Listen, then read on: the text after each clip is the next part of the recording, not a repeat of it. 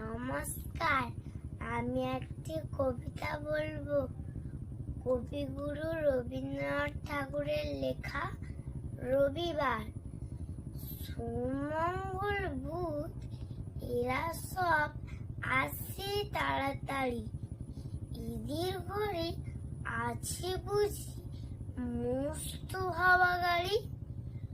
রবিবার সে কেন মাগো এমন দেরি করে, ধীরে ধীরে পৌঁছুইছে সকল বাড়ির পরে।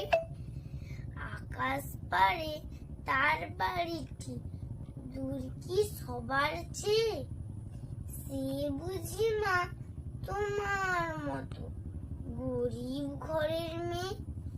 সুমঙ্গল বুধির খেয়াল থাক বাড়ি